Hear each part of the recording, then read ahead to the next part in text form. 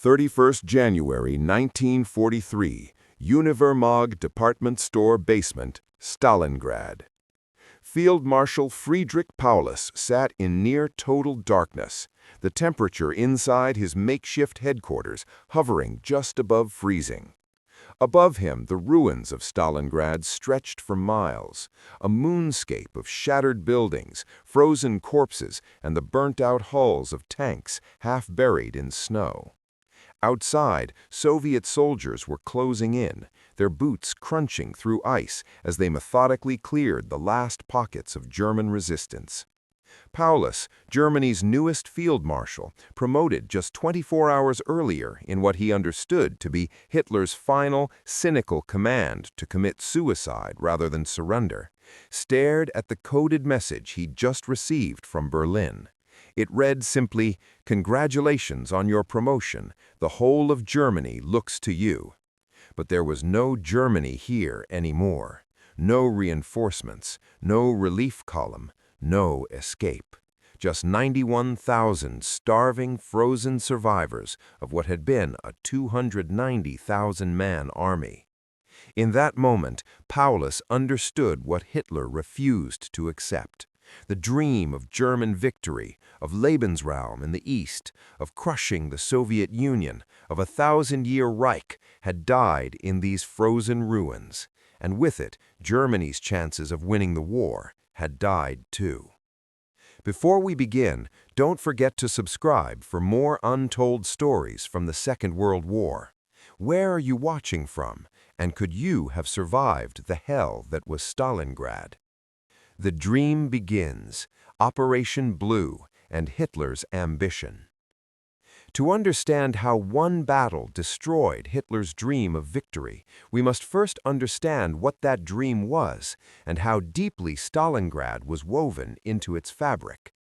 By summer 1942, Nazi Germany had conquered most of continental Europe.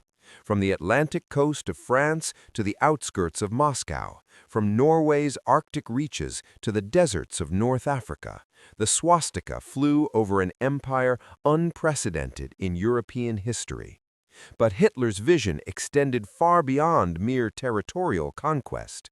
He dreamed of Lebensraum, living space, where Germanic peoples would colonize the East, where Slavic populations would be enslaved or exterminated, where Germany would become a self-sufficient superpower, immune to economic blockade.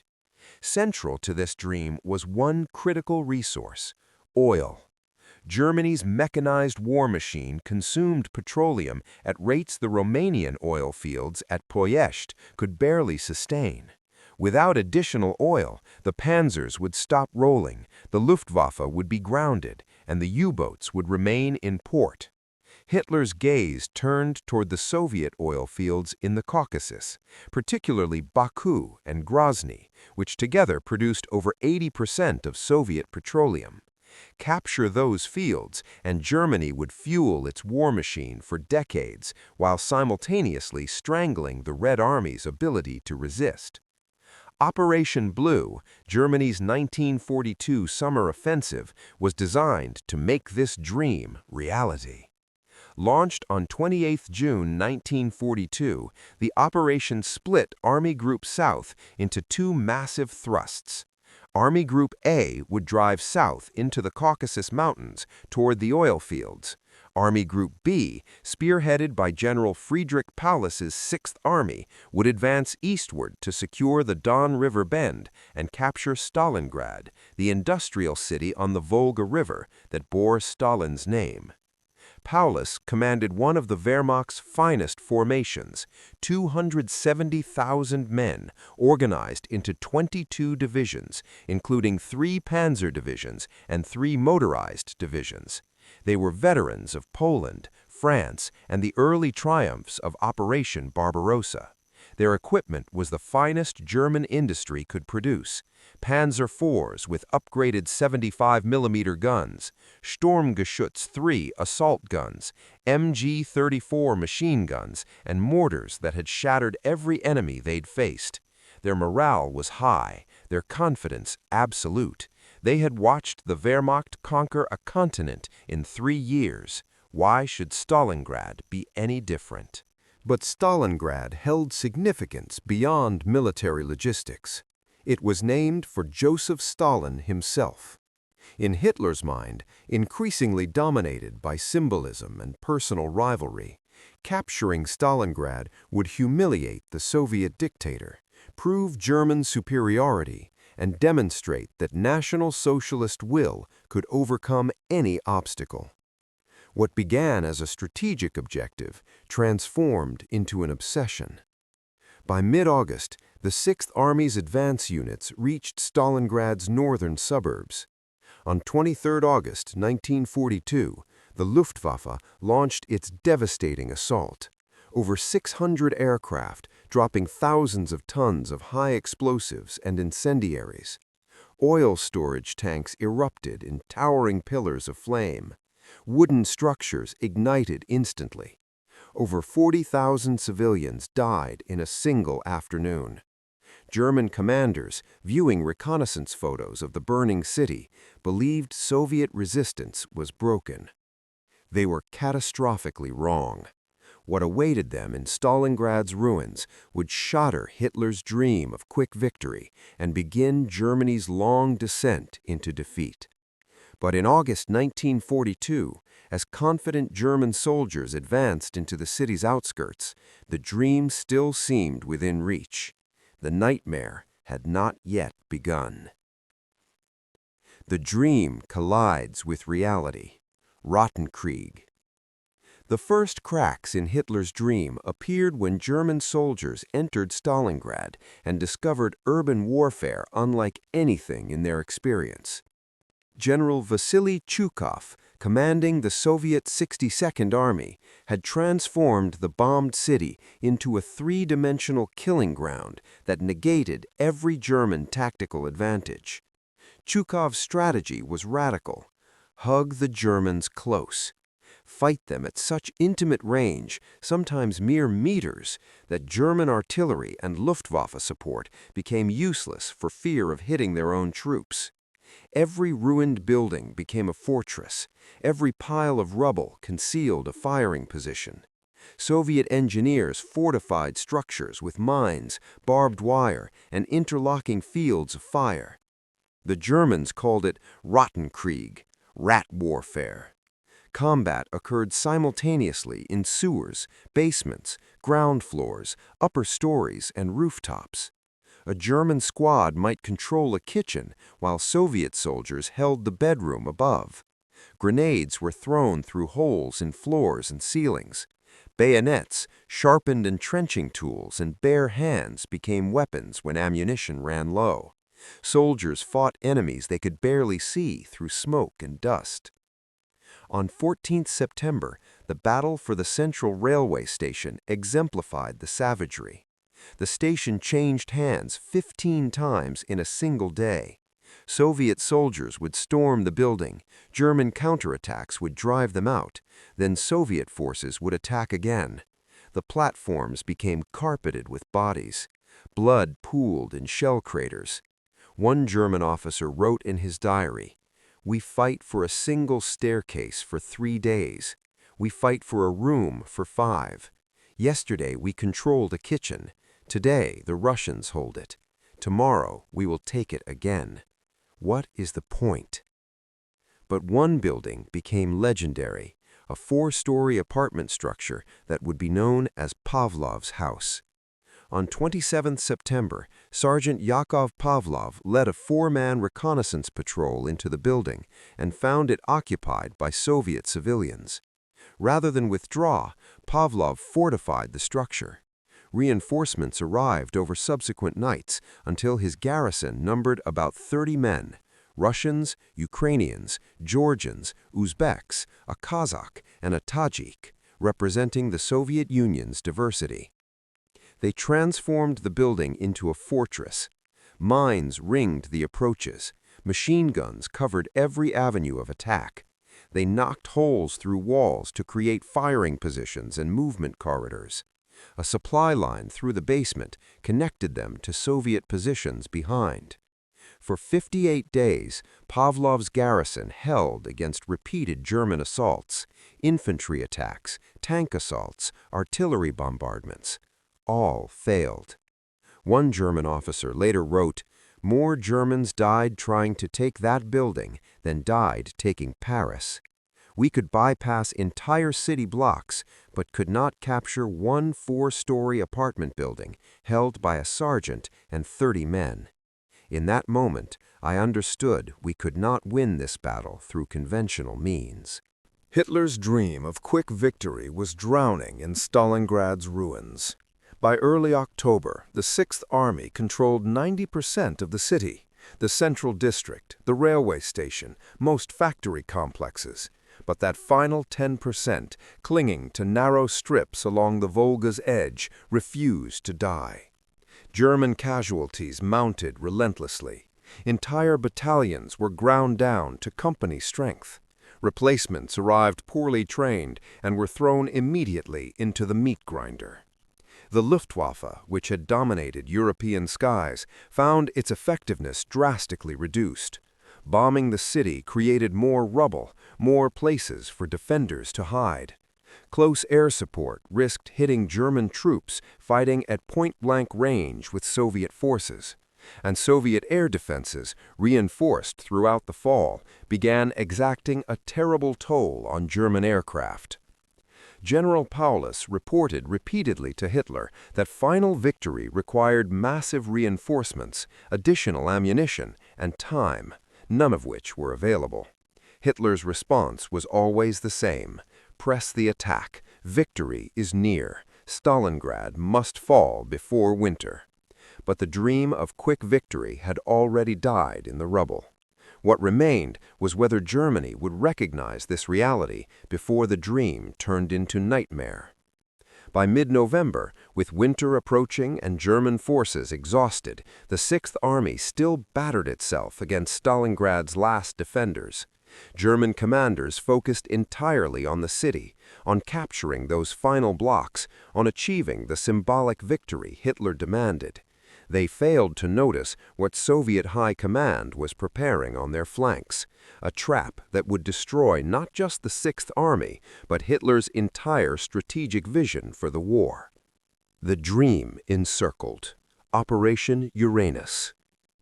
What destroyed Hitler's dream of victory was not Soviet resistance in Stalingrad's ruins, brutal as that was, but the brilliant operational maneuver that made the city a tomb for the German Sixth Army.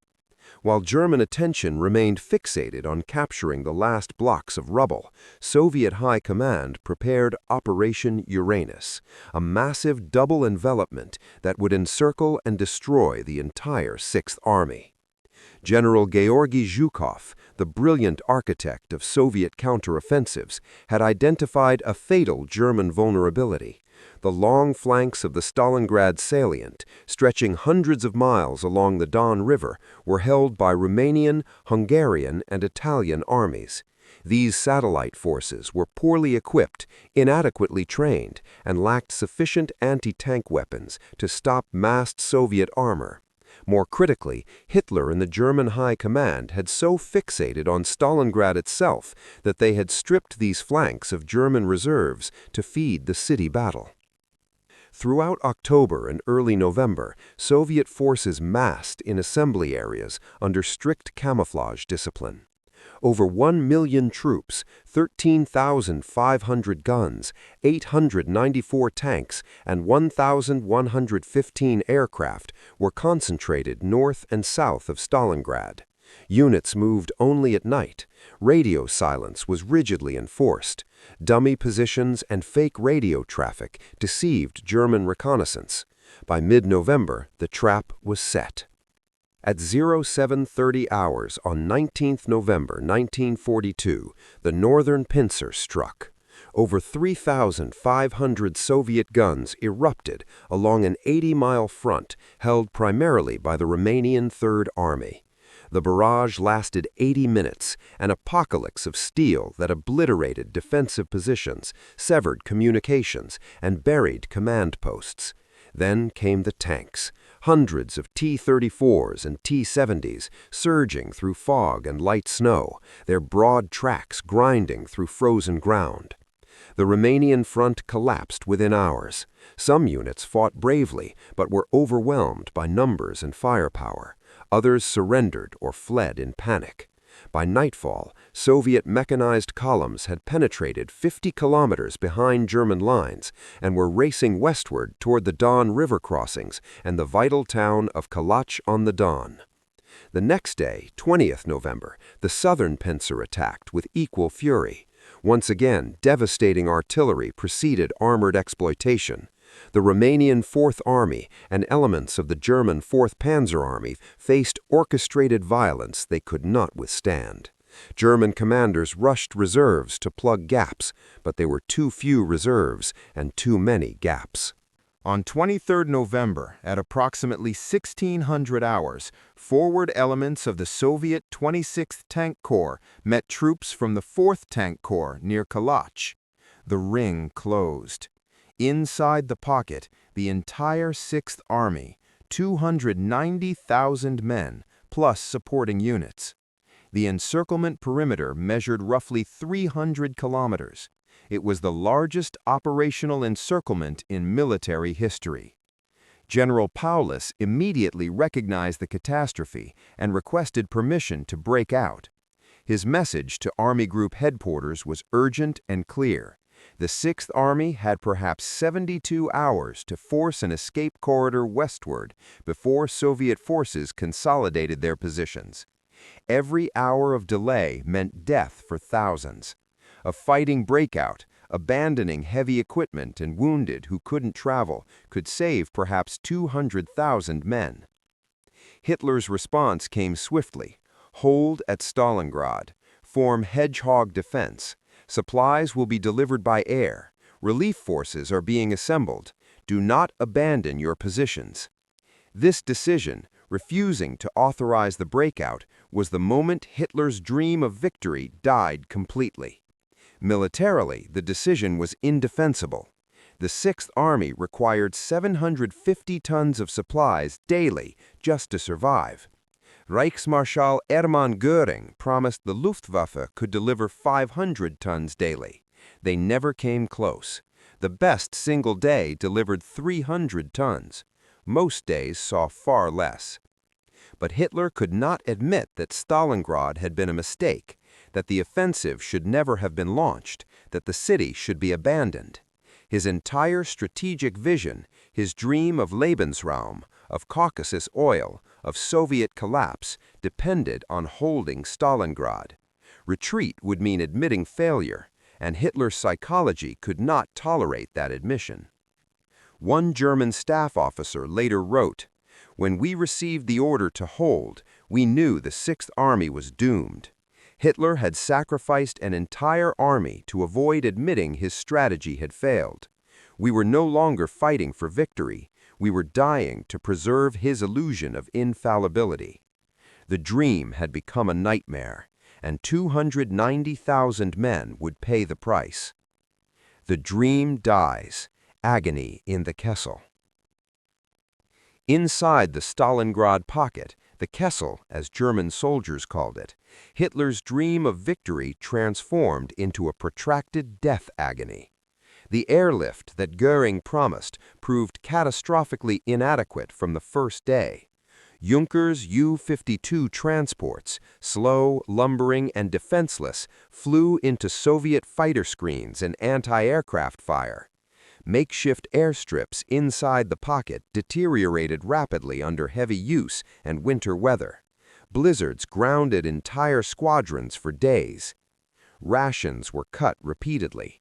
By early December, soldiers received 200 grams of bread per day, supplemented by watery soup. Horses were slaughtered and eaten, supply horses first, then artillery horses, finally officers' personal mounts. When the horses were gone, men boiled leather belts to extract minimal nutrition. Soldiers began dying not from Soviet bullets, but from starvation. The cold became as deadly as the enemy. Temperatures plunged below -30 degrees Celsius. German soldiers, most lacking adequate winter clothing, suffered mass frostbite casualties. Entire companies became combat ineffective from cold injury alone. Fingers and toes blackened with frostbite and had to be amputated, often without anesthesia as medical supplies vanished. Men urinated on frozen rifle bolts to thaw them enough to function. Disease spread like wildfire. Dysentery ravaged weakened bodies. Typhus, carried by lice infesting every uniform, appeared in November and spread through overcrowded bunkers. Without adequate medical supplies, treatment was impossible. The wounded lay in frozen cellars converted to aid stations, their groans falling silent as they died from shock and hypothermia. One German doctor wrote, "I am no longer a physician. I am a grave digger who occasionally amputates limbs without morphine while men scream. We have no medicine, no bandages, no hope. Yesterday, I amputated 5 frozen feet. 3 men died during the procedure from shock. The other 2 will likely die from infection. This is not medicine. This is barbarism." A relief operation, Operation Winter Storm, launched on 12 December under Field Marshal Erich von Manstein, gave brief hope. His 4th Panzer Army drove northeast through brutal Soviet resistance. By 19th December, advance units had closed to within 35 miles of the pocket perimeter. German soldiers inside could hear distant artillery and dared to believe rescue was possible. Paulus requested permission to launch a simultaneous breakout, Operation Thunderclap. Combined with Manstein's relief force, it offered the last realistic chance of saving 200,000 men. But it required abandoning Stalingrad, abandoning heavy equipment, abandoning Hitler's dream. Hitler refused. Hold Stalingrad. The Sixth Army's mission was to tie down Soviet forces, to demonstrate German resolve, to maintain the symbol. Relief would come. Manstein would break through. Hold position. The moment passed. Soviet counteroffensives threatened to encircle Manstein's force. Operation Winter Storm collapsed. The relief force retreated. By Christmas, hope died in the frozen pocket. The dream had died long before, but now even the illusion died. One soldier wrote in a letter that was never sent, found later on his frozen body, "Dear Mother, they tell us relief is coming. They tell us to hold on. They tell us Germany needs us to fight. But we know the truth. There is no relief coming. We will all die here. And for what? So that one man doesn't have to admit he was wrong. May God forgive him, because we cannot." The dream's funeral, the final collapse.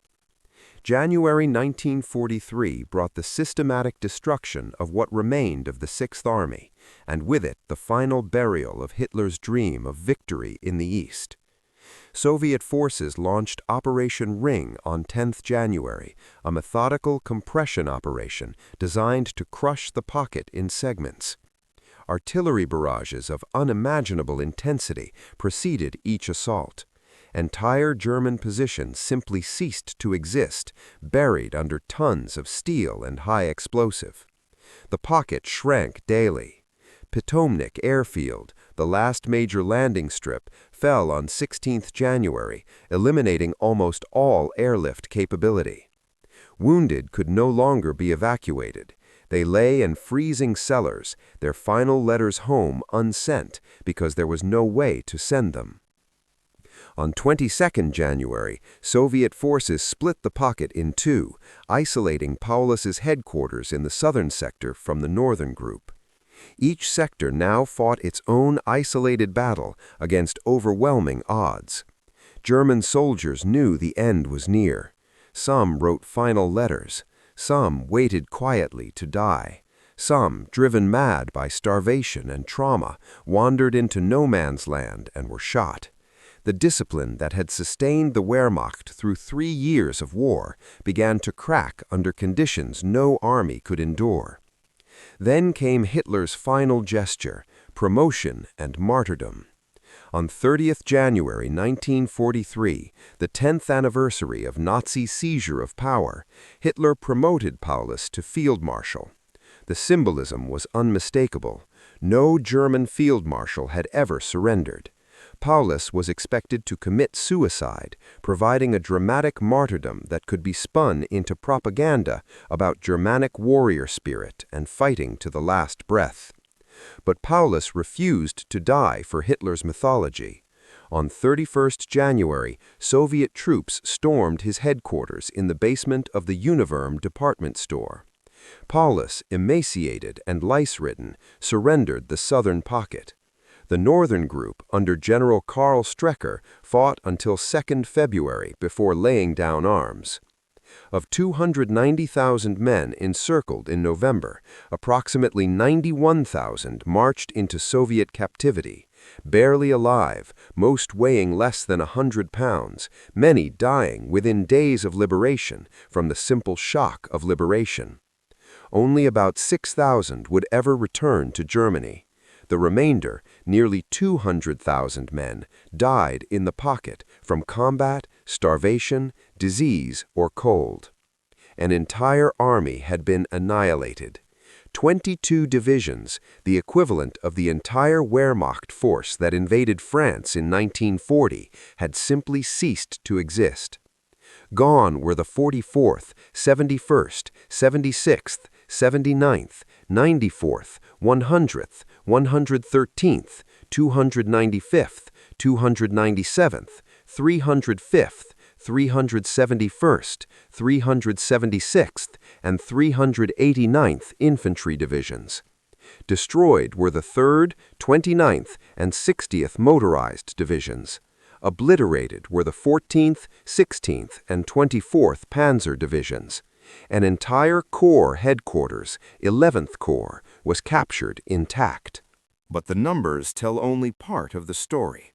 Stalingrad destroyed irreplaceable human capital, experienced officers who had commanded since Poland, NCOs who had survived 3 years of combat, specialists and veterans who formed the Wehrmacht's institutional backbone. Divisions could be rebuilt on paper, but the men who made them effective were gone forever. More critically, Stalingrad shattered the psychological foundation of Hitler's dream. The myth of German invincibility died in those ruins. The belief that will alone could overcome material disadvantages died with it. The confidence that Hitler possessed unique strategic genius died in the Kessel, alongside 200,000 frozen corpses. Stalingrad proved that Germany could not win a war of attrition against the Soviet Union's vast manpower and resources. It proved that Hitler's strategy of unlimited expansion was unsustainable. It proved that ideological fanaticism was no substitute for sound military planning. Most critically, it proved that Germany's dream of victory, of Lebensraum in the East, of a 1,000-year Reich, of German racial supremacy, was built on delusion. The strategic initiative passed permanently to the Soviet Union. From February 1943 onward, the Wehrmacht would fight defensive battles, retreating step by bloody step across the territory it had conquered. Kursk, Belarus, Poland, and finally Germany itself would become battlefields where the Red Army would exact revenge for Stalingrad.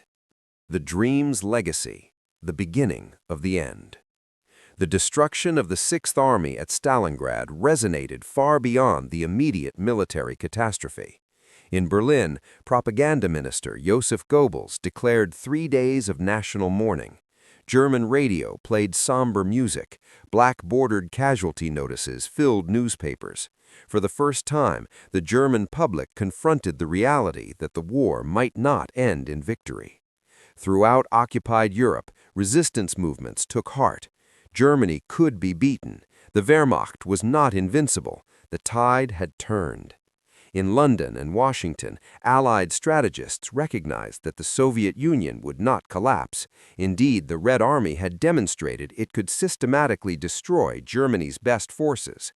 But perhaps most significantly, Stalingrad marked the moment when Germany's allies began questioning their commitment. Romania, Hungary, and Italy had all lost divisions at Stalingrad. Their soldiers had been sacrificed while Hitler refused to authorize retreat. The message was clear. Germany would sacrifice anyone to maintain its illusions. By 1943's end, Italy had surrendered. By 1944, Romania and Hungary were seeking ways out of the war. Hitler's dream of victory had rested on several assumptions: that blitzkrieg tactics could deliver quick victories, that the Soviet Union would collapse under initial pressure, that German racial superiority would prevail over Slavic numbers, and that will alone could overcome material disadvantages. Stalingrad shattered every assumption. The battle proved that modern industrial warfare favored the side with greater resources, population, and productive capacity, all advantages the Soviet Union possessed. It demonstrated that urban combat negated the technological and tactical advantages that had made the Wehrmacht so fearsome in open warfare. It showed that determination and sacrifice were not uniquely German traits.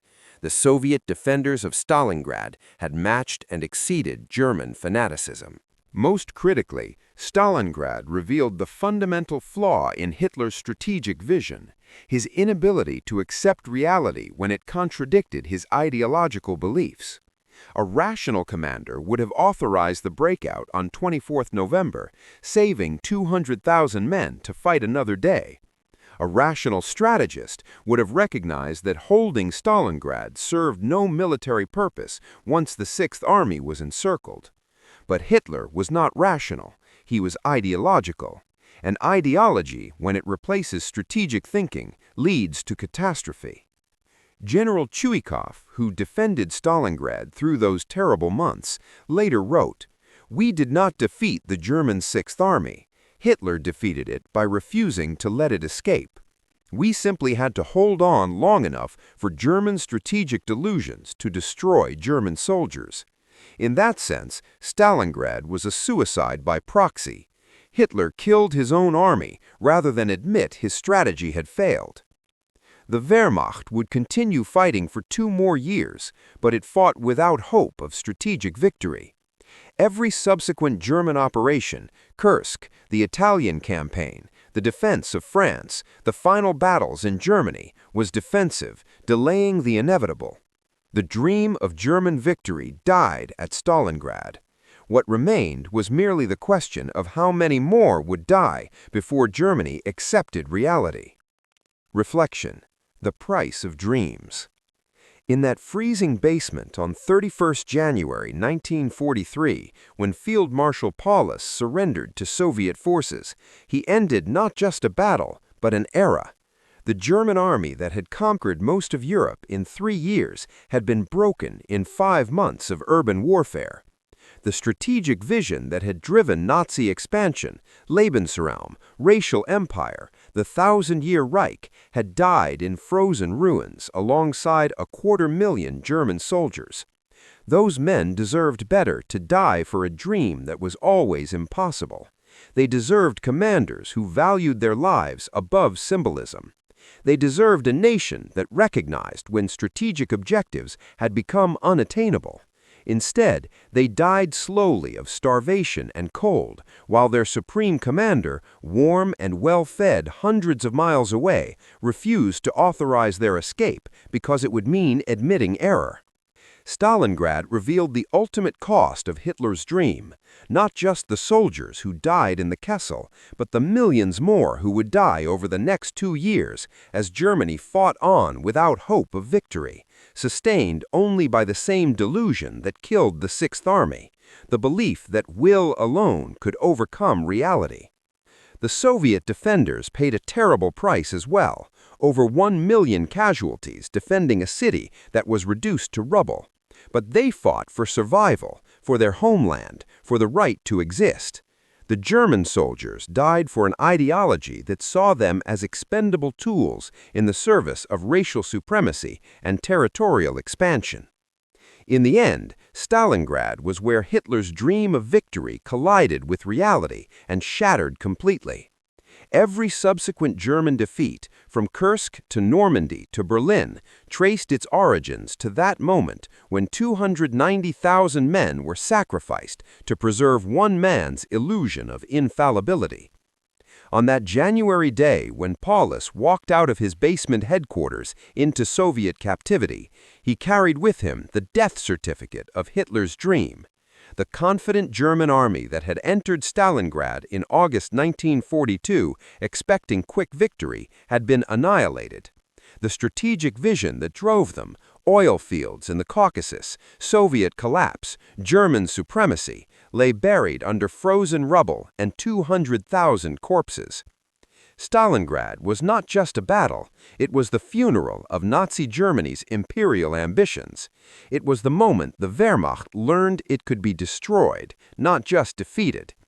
It was where Hitler's dream of a 1,000-year Reich died after just 10 years of existence. The soldiers who perished in that frozen hell deserve to be remembered not as statistics or propaganda symbols, but as human beings who died because their leader valued mythology over their lives. Their sacrifice was not heroic, it was tragic. They were victims not of Soviet military superiority, but of German strategic delusion.